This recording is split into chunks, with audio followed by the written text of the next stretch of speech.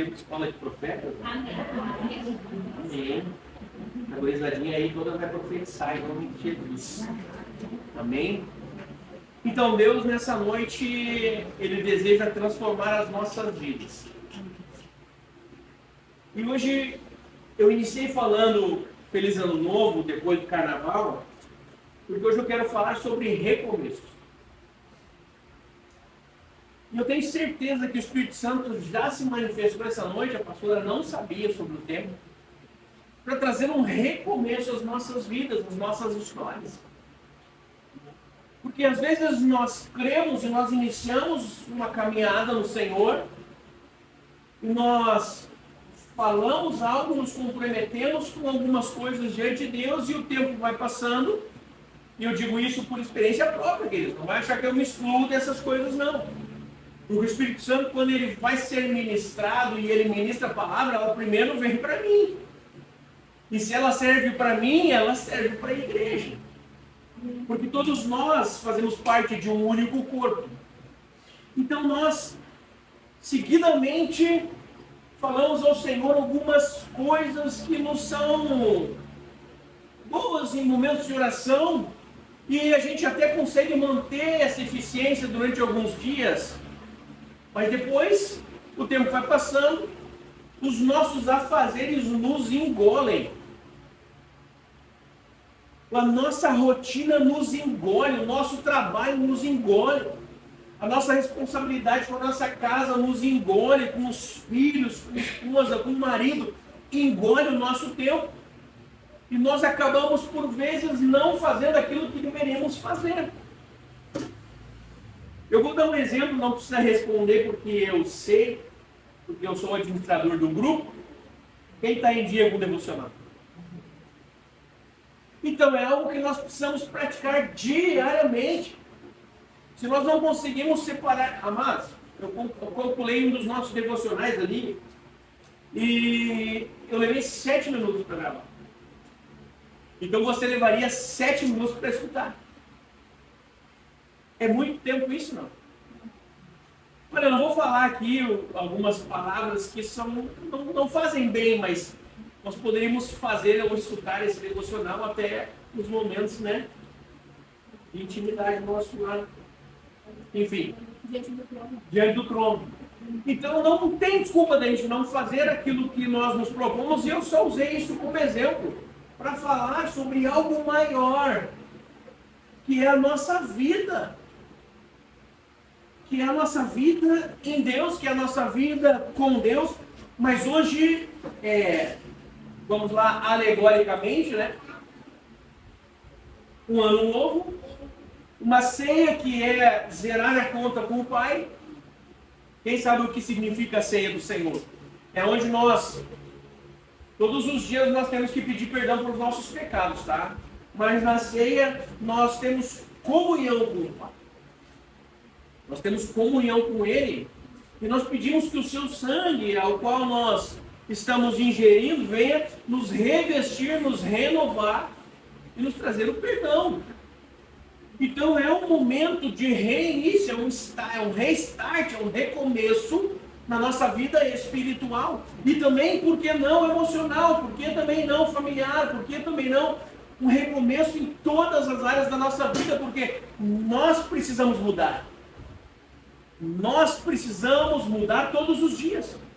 A cada início de manhã, nós temos que ser pessoas melhores do que éramos ontem. Do que éramos quando iniciou o dia ontem. E nós temos que ser piores do que a próxima manhã. Então, o hoje tem que ser melhor que ontem e pior do que amanhã. E isso significa, você sabe o quê? Evolução. Continuidade. Continuidade. Mas isso só é possível se todos os dias nós entendermos que é necessário recomeçar. E Deus é um Deus de recomeço. Hoje eu escolhi falar sobre José. Inclusive nós estamos falando sobre José no nosso devocional, né? Resolvi falar sobre José porque, amados, quantos recomeços José teve na sua vida? Eu fico arrepiado. Quantos recomeços José teve na sua vida e quantas vezes ele esmoreceu? Quantas vezes ele desistiu? Quantas vezes ele largou tudo de mão? Nós poderíamos, José teria todos os motivos do mundo para abandonar tudo. Oportunidade ele teve de abandonar tudo. Quantas vezes? E bem ainda, porque ele era governador da casa de Potifar. A Bíblia fala que a esposa de Potifar era uma mulher bonita e ele poderia ter tido tudo e dado as costas para um Deus que até aquele momento não havia ainda trazido ele ao lugar de honra que havia lhe prometido. Quantos de nós temos promessas de Deus? Você sabe quantos anos José demorou para chegar até o lugar de honra? Quanto tempo levou para que o Senhor cumprisse na vida de José a sua promessa? Muito tempo. Algumas pessoas acreditam que ele tinha por volta ou pouco mais de 30 anos quando ele foi exaltado por Faraó, porque a promessa não se cumpre quando ele é exaltado governador do Egito. É um engano se você acredita nisso. A promessa se cumpre quando os seus irmãos, isso já fazia algum tempo, os seus irmãos vêm e se curvam diante dele. Essa foi a promessa de Deus, que ele seria grande. Ele vê lá um feixe de palha, ele vê uma estrela e outros se curvando diante dele. E esse foi um dos motivos pelos quais os seus irmãos o odiaram. Por causa das promessas que Deus tinha na vida dele. E eu quero ler um versículozinho não existe, um versículo pequeno, que está no livro no capítulo 37 de Gênesis.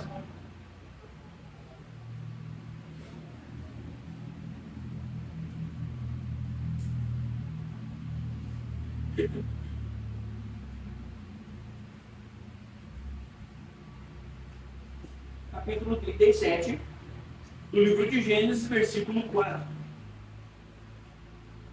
Diz assim, amém? Diz assim: os irmãos de José, por sua vez, odiavam, pois o pai deles o amava mais e a todos os outros filhos, e não eram capazes de lhe dizer uma única palavra amigável. Então imagina você tendo uma promessa de Deus e sendo amado pelo seu pai e sendo escorraçado por todas as outras pessoas. Irmãos de sangue. Imagine você tendo uma promessa de que você lideraria aquelas pessoas, sendo escorraçado e odiado por eles. E se você conhece a história de José, os seus irmãos partem para cuidar do rebanho do seu pai, Jacó, Israel. E aí, lá pelas tantas, o seu pai pede para que ele leve comida para eles lá no campo, lá onde eles estão pastoreando o rebanho. E quando ele chega lá, os irmãos têm uma ideia: vamos matar esse cara que o nosso pai não vai ver. E aí a gente molha a túnica dele no sangue, leva para o pai e diz que uma fera matou. Imagine o coração, imagine o ódio dos irmãos para maquinarem a morte dele. Sabe, queridos, que isso foi no momento em que se inicia a sua saga. Mas quanto tempo ele viveu sendo rejeitado? Então, desde pequeno, ele poderia ser uma criança. Desde pequeno, ele poderia ser uma pessoa revoltada. Desde pequeno, ele poderia ser uma pessoa que tinha todos os motivos do mundo para ser um rebelde. Porque ele era odiado.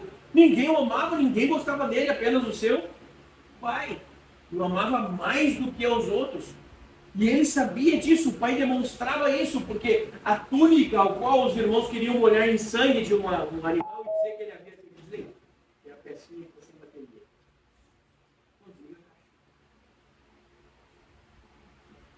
Porque a pessoa ao qual o pai disse que haveria a túnica, o pai havia dado uma túnica fina, toda cheia de cores, linda.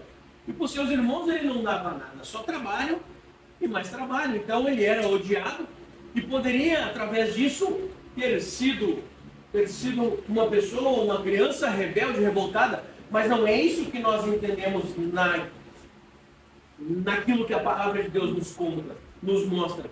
Muito pelo contrário, quando o seu pai ordena que ele leve a comida, o alimento para os seus irmãos, o que ele faz? Ele parte imediatamente. O que ele poderia falar? Nos nossos dias aqui, tente imaginar comigo o que um jovem faria. O quê? Levar comida para aqueles caras lá que só me maltratam, que só falam mal de mim? Eles não me amam, que passem fome. É o que alguns irmãos falariam nos dias atuais. Ou talvez até mesmo naquela época, porque eles já odiavam a José. Então José era um cara diferenciado porque ele entendia aquilo que Deus sabia, o que Deus tinha com ele. Sabe, queridos, que o primeiro ponto de nós entendermos quem somos e transformarmos a nossa vida é sabermos quem somos em Deus. José já sabia quem ele era em Deus. Então, o ambiente externo não influenciava na sua vida. A pessoa que vive atrás de aprovação é porque não sabe quem é. É porque não conhece o seu potencial. A pessoa que vive correndo atrás de ser elogiada, de saber quem é, de buscar um reconhecimento das pessoas, é porque ela não sabe quem ela é em Deus. Ela não sabe quem ela é em Deus. Então José parte, é pego por seus irmãos, é largado, jogado, atirado dentro de um poço sem água, ia ser deixado lá para morrer. Vem uma caravana de escravos, ele é vendido para aqueles escravos, ele é levado para o Egito e ele cai, é comprado por Potifar.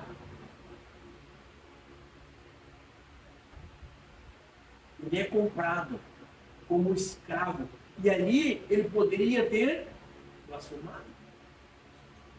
Então, quantos recomeços? Aqui nós já falamos de uns 2. E que José levanta a sua cabeça, sacode a sua poeira e continua. Quando ele cai no buraco, o que você acha que passa na cabeça de José? Você acha que José perguntou, está tudo perdido e agora o que eu faço? Não, sabe o que passou na cabeça dele? Deus tem uma promessa para mim, eu não vou morrer aqui. É isso que passa na cabeça de José. O que passa na nossa cabeça quando as coisas dão errado? O que passa na nossa cabeça quando as coisas vão mal? Quando ninguém mais nos procura? E agora? Meu Deus, vamos fechar?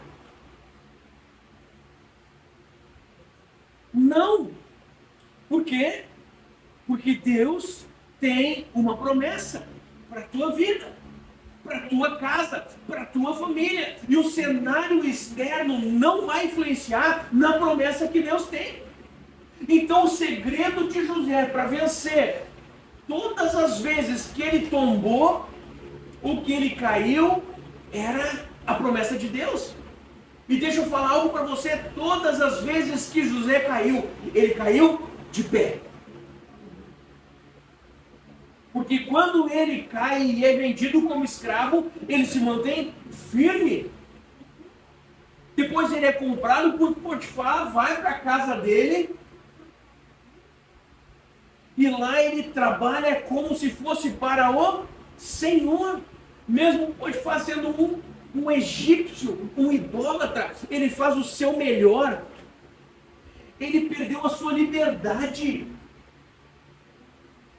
Quantos de nós, se perdêssemos a nossa liberdade, estaríamos murmurando, reclamando, chorando, achando que está tudo acabado?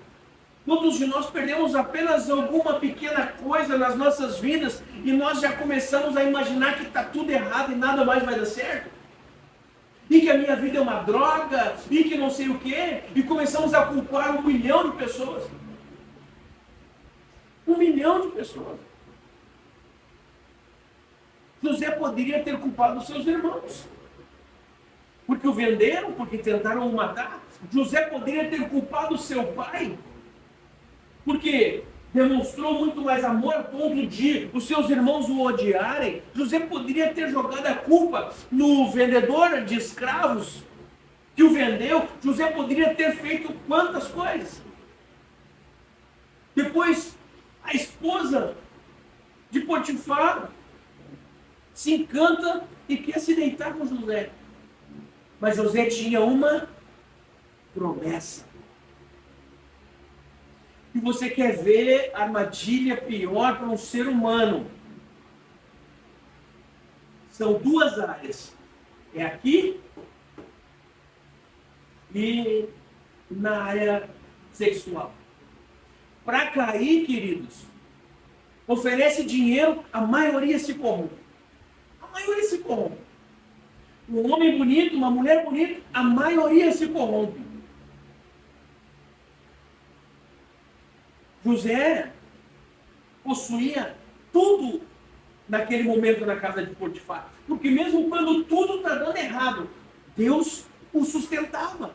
Deus o mantinha e preparava ele todos os dias nas suas aflições, nas suas lutas, para o dia da promessa. Então você não está sendo massacrado pela vida, você não está sendo massacrado pelas pessoas, execrado, chutado, cuspido, humilhado. Não, você está sendo preparado para o dia da promessa. Amém. Entende que nós precisamos, é uma palavra que está na moda agora. Acho que todo mundo aqui já viu alguém falar sobre isso. Nós temos que pegar aquilo que recebemos e ressignificar. É muito coach isso. Me desculpa. Mas você...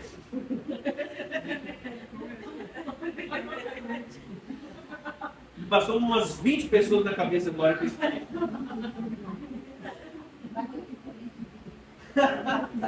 Nós precisamos ressignificar as coisas para que a gente tenha um novo entendimento. Mas na verdade a palavra bonita é ressignificar. Mas o que você precisa fazer, na verdade, é confiar em Deus.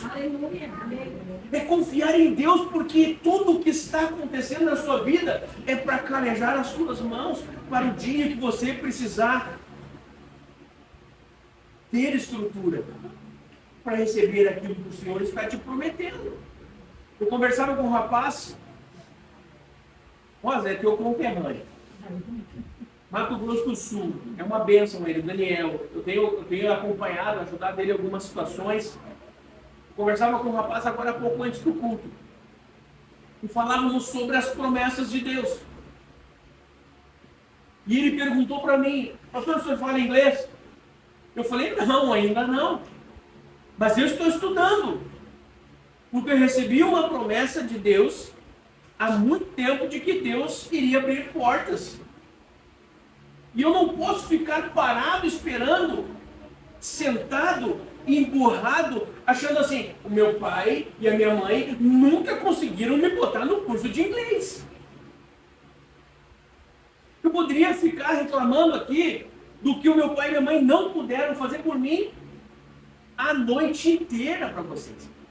E eu tenho certeza que cada um de vocês também poderiam. Inclusive, tem aqui, não me deixa mentir, os meus filhos.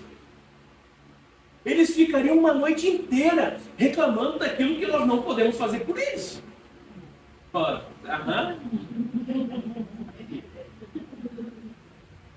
Mas se eles ficarem só reclamando, aonde eles vão chegar? Quando na verdade nós temos que ser suporte para que eles possam ir além daquilo que nós somos. E eu não falo isso apenas dos nossos filhos naturais, mas também dos nossos filhos espirituais, porque nós estamos construindo um lugar onde nós esperamos que vocês vão além da onde nós estamos chegando. Só que nós não podemos nos queixar, porque eu não nasci em berço cristão, porque como eu queria ter passado a minha juventude em retiros e não sei o que, porque eu fui conhecer ao Senhor aos 24 anos, 23 anos de idade. 22 para 23. Eu poderia ficar aqui a noite inteira reclamando, mas o que nós fizemos quando nós recebemos uma promessa de Deus? nós avançamos para esta promessa. E nós já começamos a entender a nossa vida como se tivéssemos já recebido a promessa. Eu não sei qual promessa que você recebeu, mas você já precisa entender como se já tivesse recebido. Porque José, ele já entendia assim. Ele foi chamado para quê? Você lembra? Eu falei no início aqui. Ele foi chamado para quê? Qual foi os sonhos que ele teve? De pessoas se curvando. Então ele foi chamado para governar. E ele governou entre os escravos, ele governou na casa de Potifar, ele governou no cárcere, na cadeia, e ele, por último, governou no Egito. Então ele governou em todos os lugares que ele passou. Para que você foi chamado? Para pregar. Já está pregando? Não, pastor, não deixa eu pregar na igreja. Mas você precisa exercer o seu ministério onde você está. Da forma que você está hoje. Então, o segundo recomeço de José. Quando ele vai para o cárcere e lá na cadeia, o que a Bíblia diz que ele faz? Ele reorganiza todo o sistema carcerário. Todo o sistema carcerário. Porque ele dava aquilo que ele possuía. O que nós temos, o que nós possuímos dentro de nós hoje? O que nós possuímos dentro de nós hoje? Porque nós vamos chegar até onde nós tivermos combustível para ir. O limite do nosso alcance é o limite do combustível que eu tenho. Se eu sou uma pessoa que eu ando um pouquinho e canso, eu só vou andar um pouquinho e cansar. E eu vou paralisar até que eu descanse novamente. Um carro só vai até onde ele tiver combustível para ir.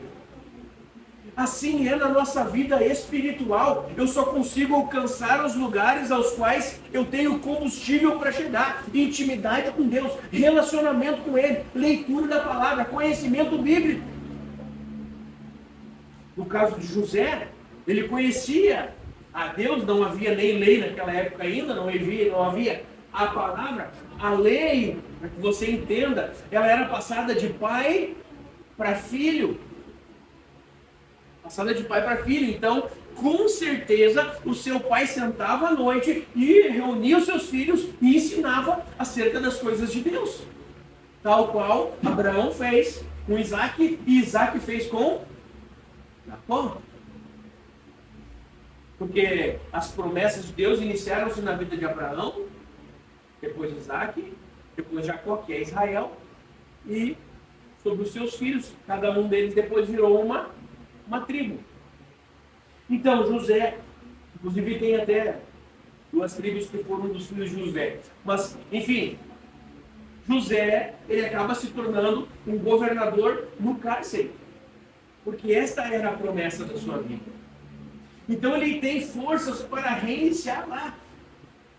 Ele poderia ter dito assim: meu Deus, eu já fui vendido por meus irmãos, eu já virei um escravo, minha casa lá, agora eu fui. Aquela mulher me acusa de algo que eu não fiz. E quando alguém nos acusa de algo que nós não fazemos, às vezes, não a gente aqui, estou falando de quem não é cristão. Talvez em outro lugar alguém pense assim, aqui não. Mas o que passa pela nossa cabeça é: quem dera ter feito para ser acusado justamente.